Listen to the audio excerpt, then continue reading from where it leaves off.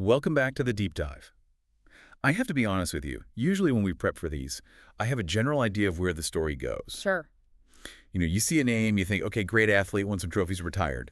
But today, we are looking at a stack of notes and sources that paint a picture of someone who isn't just a sports legend. He feels more like a statistical anomaly. A glitch in the matrix. Yeah, a glitch in the matrix of tennis history. That's a perfect way to put it. It really is a case where the numbers on the page, they almost don't make sense until you dig into the context. We were talking about the Rocket, Rod Laver. The Rocket. And when you start peeling back the layers of his career, you just realize that what he achieved, well, it shouldn't have been possible. It shouldn't have. I mean, let's just start with the headline stat, the one that, usually ends the argument before it even begins. Rod Laver is the only male player in the history of the sport to achieve the Grand Slam twice. And we should be really clear what we mean by that. Yes, let's define our terms. Right. In the strictest, most traditional sense. We're talking about winning the Australian Open, the French Open, Wimbledon, and the U.S. Open, all 4 major titles, in a single calendar year. January to September, that's the window. It is considered the holy grail of tennis. It's the ultimate test of versatility, endurance, and mental fortitude. And he did it twice. Yeah. That is the part that blows my mind. You look at the modern greats, Djokovic, Nadal, Federer, the big 3 who have dominated the last 20 years. The greatest of a generation. Absolutely. And none of them managed the calendar slam even once. Laver did it in 1962 and then again in 1969. And that distinction between those 2 years, 62 and 69, is actually crucial. It's the whole story, really. It is. He achieved the first one as an amateur, and then, against all odds, he did it again as a professional in 1969. That 69 achievement remains the only time a man has accomplished a Grand Slam in the Open era. Which is basically modern tennis as we know it. Right, when the pros were finally allowed to play the majors. But here is where the story gets really interesting and honestly a little bit tragic. Between those 2 historic years, there is a gap, a massive black hole in his Grand Slam record. The wilderness years? Yeah. Or the lost years, as some people call them. This is really the tension at the heart of the Rod Laver story. Despite being the best player in the world, he was banned from playing the major tournaments during his absolute physical prime, from age 24 to 29. 5 years, just gone from the record books. Yeah. And banned essentially because he wanted to make a living, right? Precisely. He wanted to get paid for being the best at his job. And we'll get into the weeds of the politics of that amateur-professional divide. But essentially, by turning pro, he was exiled. So our mission for this deep dive is to explore not just the titles he won, but to look at this shadow career, the what might have been. We need to analyze how a guy who was 5'8" with one massively overdeveloped left arm managed to dominate the giants of the game. And we have to ask the big question at the end. If he hadn't been banned for those 5 years, what would the record books look like today? It's the ultimate what if in sports history. Would we even be debating who the G8 is? I think the debate would sound very, very different. So let's rewind. We need to go back to the origin story. Right. We are going to Rockhampton, Queensland, Australia, August 9th, 1938. A very humble beginning. Rockhampton is cattle country. It's rugged. It's hot. His father, Roy Laver, was a cattleman and a butcher.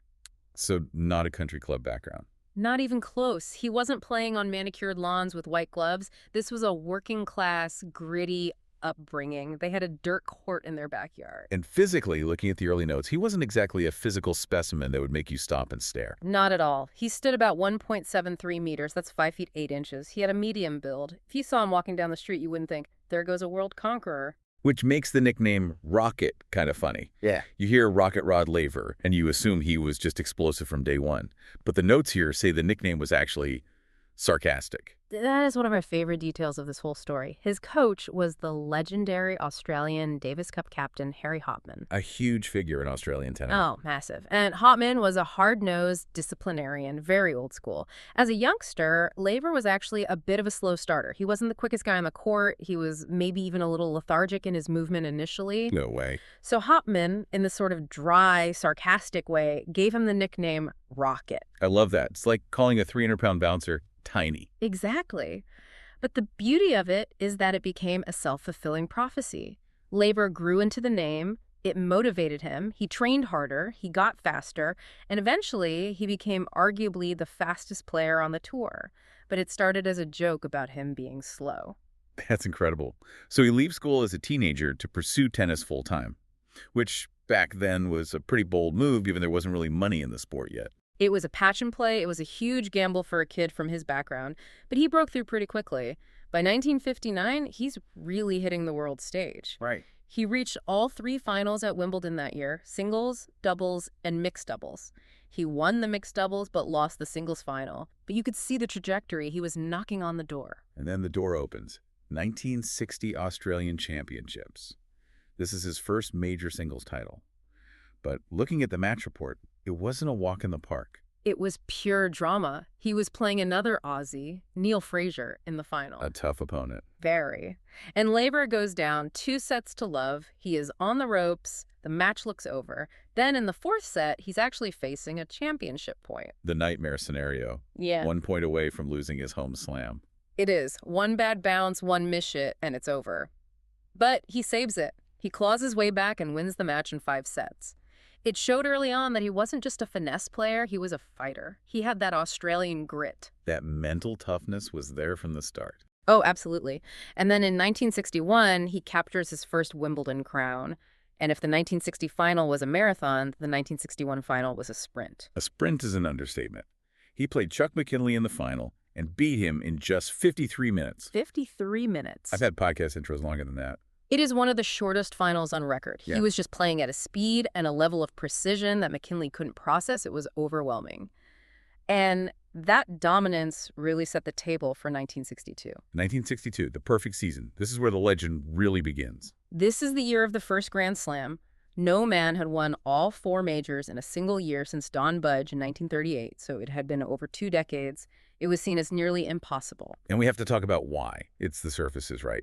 Today, the courts are somewhat homogenized. They play a bit more similarly than they used to. But back then... Night and day. It was like asking a Formula One driver to win a race and then win the Paris-Dakar rally in the same season. Great analogy. The Australian and U.S. championships were on grass. Wimbledon was on grass. But the French championships, what we now call the French Open, was on red clay. And the difference between grass and clay in 1962 was extreme. Grass was fast, low bouncing, slick. Made for serve and volley. Exactly. Get to the net. And clay was slow, high bouncing, grueling. It was all about baseline rallies and physical endurance. To win on both required completely different skill sets, different footwork, different strategies. And Laver didn't just win the Big Four that year. The source material says he won 22 titles in the season. 22. It was total saturation. He was winning everything he entered. And a key part of that, which proved his versatility, was the clay court triple. I saw that. Paris, Rome, and Hamburg. Yes. Winning those 3 major clay court events in a single season. Before Laver, only Lou Hode had done that. It proved that he wasn't just a grass court specialist who got lucky in Paris. He was the master of the dirt, too. But the Grand Slam almost died in Paris. The French Championships was the major hurdle. It was the hardest part of the slam. He had to play 3 consecutive 5-set matches just to get through the quarterfinals, semifinals, and final. He was pushed to the absolute limit. The quarterfinal against Martin Mulligan stands out in the notes. This feels like a movie script moment. It really does, because again, like in that 1960 Australian final, he's facing a match point. Here we go again. Laver is match point down, 1 point away from the Grand Slam dream ending in the quarterfinals. He's on clay. He misses his first serve. Oh, the pressure. So he has a second serve. Now, conventional tennis wisdom says, kick it in, play it safe, get into a rally, wait for an error, do not take a risk. It's clay court tennis. You grind. You grind. And what does Laver do? He charges the net. He hits the second serve and charges the... On a second serve. On match point. On clay. That's insane. It is insanity. It's a suicidal tactic on that surface against a good player. Mulligan chipped the return low, which is exactly what you want to do against a net rusher. Laver had to dig out a backhand volley off his shoelaces. If he misses that, it's over. The whole 62 story is over. Game, set, match, season over. But he hits a perfect volley, saves the match point, and goes on to win. That single point defines the difference between a great player and a legend. It's the willingness to bet everything on your own skill in the biggest moment. That is just ice cold. And the torture wasn't over. In the final against Roy Emerson, he's down again. Down 2-0. and he's down 0-3 in the fourth set. It's happening all over again. It looked over. Emerson was cruising, but Laver flipped a switch. He had this other gear nobody else had. He came back to win the fourth set and then just ran away with the fifth. It highlights that while the history books just showed the W, the margins were incredibly thin. So thin. But once he got past the French, the rest seemed easy. Comparatively, yes. He got back on the grass at Wimbledon and he was untouchable. He lost only one set the entire tournament. And in the final, he beat Mulligan again, the guy who almost beat him in Paris. Right. A chance for revenge for Mulligan. And how did that go? Laver beat him in 52 minutes. Yeah. He beat his own speed record from the previous year by 1 minute. He was literally racing himself. It was complete and utter dominance. He was on another planet. So he wins the U.S. Championships, beating Emerson again, and there it is. He has all 4 trophies. He's the undisputed king of the amateur world. He's 24 years old. He's on top of the mountain. And then he disappears. This brings us to the wilderness years. In December 1962, Rod Laver makes the decision that changes his career and, in a way, the entire sport. He turns professional. Okay, we really need to unpack this for the listener because the landscape of tennis in 1963 was so bizarre compared to today. Why was turning pro a bad thing for his legacy? It wasn't bad for his bank account, but it was disastrous for his record keeping. Before 1968, tennis was strictly segregated. You had amateur tennis, The official game. the official game. It included the 4 Grand Slams and the Davis Cup. These had the prestige, the history, the trophies, but the players weren't allowed to be paid, at least not officially. Which led to shamateurism, right? Under the table payments. Exactly. Brown envelopes stuffed with cash in the locker room. It was an open secret, but it was technically illegal, and the amounts were not huge. Then on the other side, you had professional tennis. The dark side. The rebel tour. The mercenary side, as the establishment saw it. This was a barnstorming circus. The best players in the world, Laver, Ken Rosewall, Lou Hode, Pancho Gonzalez, were here. They played for legitimate prize money on these, one-night stand tours. But the catch. The catch was, if you turned pro, the International Lawn Tennis Federation banned you from the Grand Slams. You were exiled and outcast. So Laver basically had to choose. Do I want trophies and history, or do I want to be able to pay my mortgage? And he chose the mortgage. He wanted to secure his future. So he joined the pro circuit. And immediately he was banned from Wimbledon, the French, the U.S., and the Australian. It's tragic to think about all those prime years. But what's fascinating is what happened when he joined the pros. I think the assumption would be, okay, this guy just won the Grand Slam. He's the best amateur in the world. He's going to walk onto the pro tour and crush everyone. And that assumption would be completely wrong. It was a disaster at first. It was a brutal, brutal wake-up call. You have to understand, the pro game was a different beast. The amateur game allowed for a bit of flashiness, maybe a slower start to a match. The pro game was a grind. These guys, Hode and Rosewall, were seasoned pros. They played what they called percentage tennis. What does that mean exactly? It means they gave you nothing. They didn't go for crazy winners. They just hit high percentage shots over and over into the corners, exploiting every weakness you had.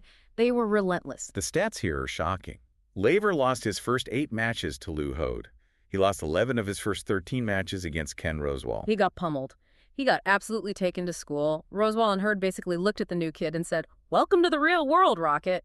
Laver realized that his amateur game wasn't tight enough. It had too many holes. So he had to adapt or die. He had to evolve. He had to change his shot selection, tighten up his serve, become mentally tougher for a 100-match-a-year grind.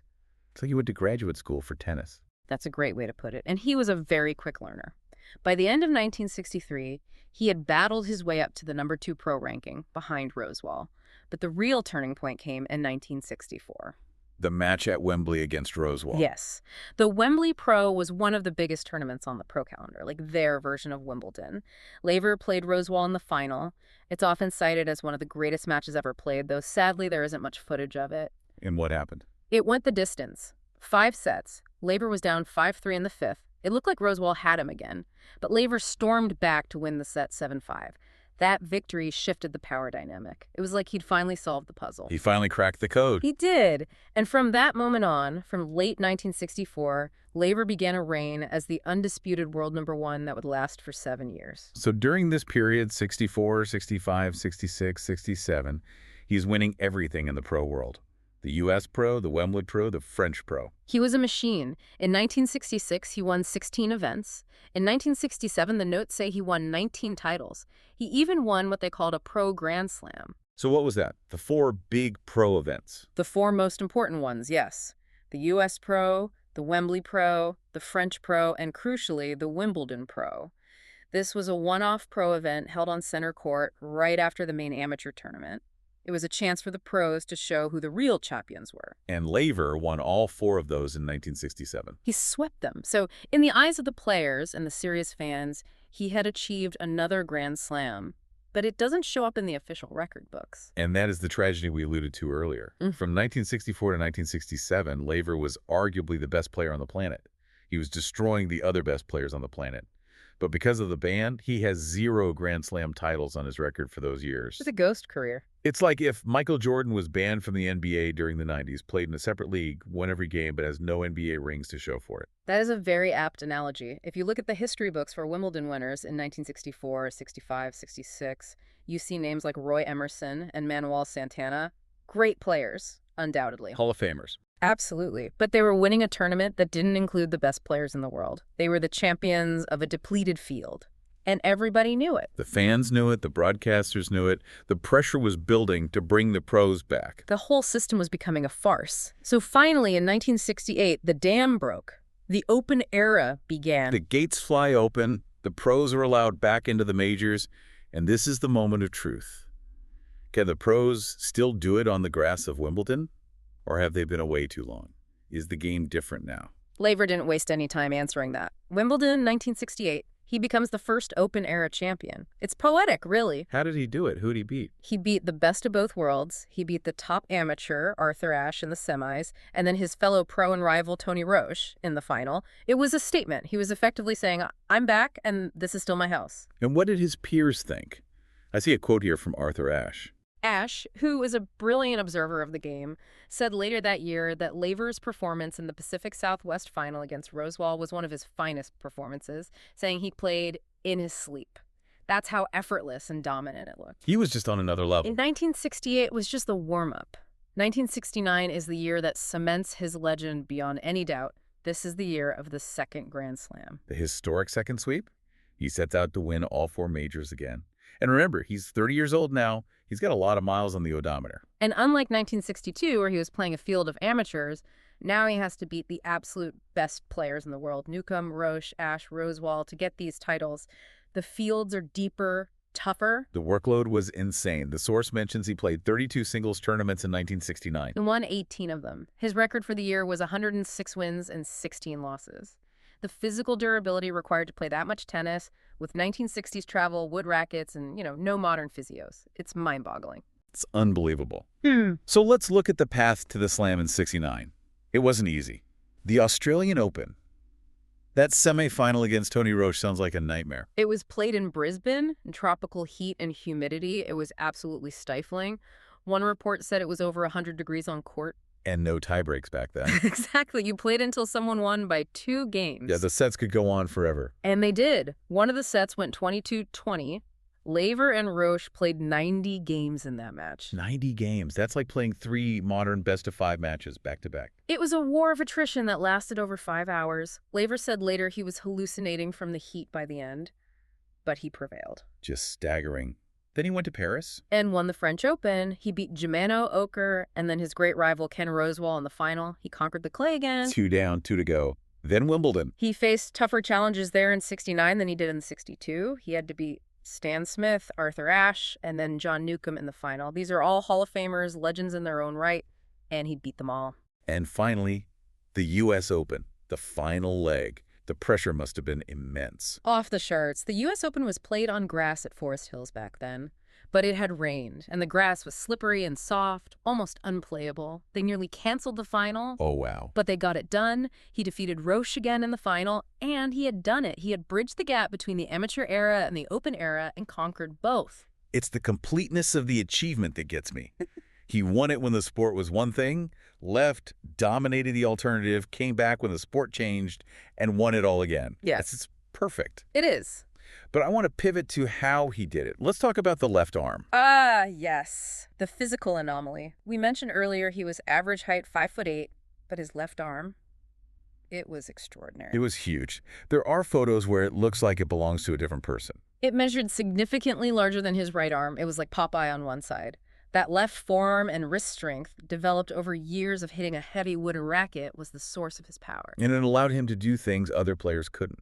It allowed him to generate blazing power, even when he was off balance, on the run, or at full stretch. A famous tennis writer, Rex Bellamy, noted that this wrist strength let him hit ferocious winners when he was way out of court. He could just flick it and the ball would be a blur. But it wasn't just brute force. Not at all. He was technically sound, too. Dan Maskell, the famous voice of Wimbledon, called him technically faultless.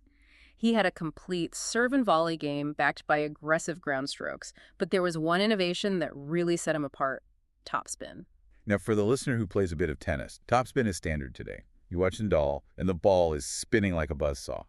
But in the 60s? In the 60s, playing with wood rackets on grass, the game was mostly about flat hitting or slice, especially on the backhand side. He kept the ball low.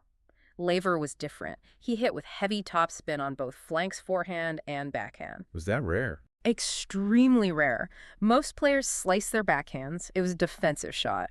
Laver could come over the ball, creating a heavy, dipping shot. This allowed him to hit passing shots that would dive at the feet of a net rusher. It changed the geometry of the court. And he had a specific shot. The attacking topspin lob. That was his signature weapon, his Excalibur. Because he had that incredible wrist snap, he could mask the shot perfectly. He would wind up like he was going to drive the ball past you at the net. So the opponent would brace for a volley. Right. They'd lean in, and then at the last second flick, he would brush up the back of the ball and send it high over their head with topspin. So it wouldn't just float back, it would drop in. It would drop like a stone inside the baseline and then kick away because of the spin. It was unreturnable, and it was psychologically devastating for the opponent. And his versatility meant he could use these tools everywhere. Grass, clay, hard courts, carpet, and wood. I saw wood in the notes and thought it was a typo. No typo. Yeah. Indoor tournaments were often played on polished wood floors in gymnasiums or arenas. That sounds dangerous. It was incredibly fast, like playing on ice. The ball skidded. Most players hated it. Laver won on that, too. He won on everything. Okay, we can't talk about a champion without talking about the rivals who pushed him. We've mentioned a few names, but let's dive into the big ones. Ken Rosewall. Muscles. That was his nickname, ironic, because he was small and skinny. This was the defining rivalry of Laver's career. The guy who beat him up when he first turned pro. The very same. They were friends, but on court, it was intense. They played over 130 matches against each other as professionals. 130 matches. That's an entire career for some people. It speaks to the nature of those pro tours. They would travel together in a station wagon, play a match in a random city in France, drive to the next one, and play again the next night. Laver led the head-to-head roughly 89-75, but Rosewall was the one guy who could consistently trouble him. His game was so precise, it frustrated Laver. And then there's Roy Emerson. Yeah. Another Queenslander. A great player, holds the record for most amateur majors, but Laver really dominated that matchup. The head-to-head was 49-18 in Laver's favor. Laver just knew how to pick his game apart. Ouch. Sorry, Roy. And what about Arthur Ashe? This stat is just unbelievable. Laver won their first 18 consecutive matches. 18 in a row. Ashe didn't manage to beat Laver until 1974. By then, Laver was 35 years old and past his absolute peak. For a decade, Laver was just an unsolved puzzle for Ashe. It shows the psychological dominance he had. He didn't just beat you, he made you feel like you couldn't win. So moving into the 1970s, Laver is in his 30s now. The open era is in full swing, and the money starts to finally roll in. He becomes the $1 Million Man. In 1971, Laver won a record $292,717 in a single year. Which doesn't sound like much compared to the millions they make today. But you have to adjust for inflation and context. Back then, that was astronomical money for an athlete. He became the first player to surpass $1 million in career prize money. A huge milestone for the sport. A massive milestone. It legitimized professional tennis. And he was still competing at a high level. He finished in the year-end top 5 at age 36. That is absurd longevity for that era. He maintained his level incredibly well. And there's a nice full circle moment in 1973. The Davis Cup finally allowed pros to play, and Laver returned to the Australian team. Leading his country again after being exiled for so long. He led them to a 5-0 victory against the USA in the final, winning all his rubbers. That's what they call the matches in Davis Cup. He was on a winning Davis Cup team 5 times total. He won it as a kid in the amateur era and returned to win it as a legend in the pro era. So let's look at the final tally of titles, because the number in the notes, honestly, it looks like a typo again. 200. 200 career singles titles. That is the most by any player in history. Just for comparison, Federer has 103. Ah. Jimmy Connors, who played forever, has 109. Laver has nearly double. It is a record that, quite frankly, will likely never be broken. The modern tour structure just doesn't allow for players to play that many tournaments. Laver's playing week in, week out, all over the globe. 200 titles. And he held the world #1 ranking for 7 consecutive years, from 1964 to 1970. It's a run of dominance that rivals any athlete in any sport. Gretzky, Jordan, Bradman, Laver belongs in that conversation. Now, we have to touch on the man himself a bit, the personal side. He married Mary Benson in 1966. A very strong partnership. She was 10 years his senior, a divorcee with 3 children. They had a son, Rick. They were inseparable until she passed away in 2012. And it's worth noting, Laver is a survivor in more ways than one. In 1998, he suffered a major health scare. It's a stroke, right? Severe stroke, and it happened while he was being interviewed by ESPN for their Sports Century series. On camera, that's terrifying. It was. Yeah. But he made a remarkable recovery. He had to relearn how to speak, how to walk, how to function. But he fought back, much like he did on the court when he was down 2 sets. He's still with us today, a beloved elder statesman of the game. And his name is everywhere. The Rod Laver Arena is the center court of the Australian Open. The Laver Cup, that team event Federer started, is named after him. He is a living treasure of Australia. And rightfully so. His impact is immeasurable. This brings us to the big debate, the one everyone loves to argue about at the bar. The Joet debate. Greatest of all time. It's the eternal question in sports. In tennis, the conversation usually revolves around the big 3. Djokovic, Nadal, Federer. And the currency of that debate is Grand Slam titles. Djokovic has 24, as of our context here. Nadal has 22, Federer 20, Laver has 11. And if you just look at the spreadsheet, 11 seems low. It puts him alongside Bjorn Borg, but far behind the modern guys. But this is where the deep dive context matters. You cannot just look at the number 11. You have to look at the massive asterisk next to it. The lost years. You have to factor in the exile. He missed roughly 20 Grand Slam tournaments between 1963 and 1967. 20 chances to win a major. And we've established that during those years, he wasn't injured or playing badly. He was the undisputed world #1. He was destroying the competition on the Pro Tour. So we have to do a little hypothetical math. We have to. It's part of the story. He misses 20 majors in his absolute prime. He's the best player in the world. How many does he win? Well, let's be conservative. Let's say he doesn't win all of them. Yeah. Let's say he wins just a third of them. Okay, so 6 or 7. That puts him at 17 or 18. Suddenly, he's much closer to the top of the list. Right. But what if he wins half of them? That's 10. Now he has 21 Grand Slam titles. Which puts him right in the mix with Federer and Nadal. But what if he dominated them like he did in 1962 and 1969? What if he won 3 out of 4 majors for 2 or 3 of those years? You can easily make a case he'd be sitting at 25 or 26 majors. And that would put him ahead of everyone, even Djokovic. It's the great what if of sports. We will never know for sure. But the fact that he won 11 despite being banned for 5 years during his peak is, in some ways, more impressive than accumulating stats over a completely uninterrupted career. It really changes how you view the record books. You see the number 11, but you have to see the ghost of the number 25 standing right behind it. Precisely. And that's why his peers respect him so much. Roger Federer, on multiple occasions, has called Laver the greatest of all time. Which, coming from Federer, is the ultimate compliment. It is, and Tony Trabert, another legend, argues that Laver is the best because he's the only one to conquer the sport in 2 different eras, as an amateur and as a pro. He proved his greatness under 2 different sets of rules, against 2 different sets of opponents. He didn't just play the game, he beat the game. Twice? He conquered the amateur world, got exiled, conquered the pro world, and then came back to show the new generation who the boss was. From the cattle farm in Rockhampton to the center courts of the world, the boy who was too slow to be a rocket until he wasn't, the man with one massive left arm. 200 titles, 2 calendar Grand Slams. It is a resume that stands alone. It really does. So here is a provocative thought to leave you with. We live in an era obsessed with the Grand Slam race. We refresh the Wikipedia pages to see who has the most. But is the greatest of all time actually the man who has only 11? If Laver had been born 20 years later, in the fully open era, with access to all 20 of those missed majors, would we even be having a debate about who the GOAT is? Or would the gap be so wide that there wouldn't be a conversation at all? That is the question that keeps tennis historians up at night. Thanks for diving in with us. We'll see you in the next one.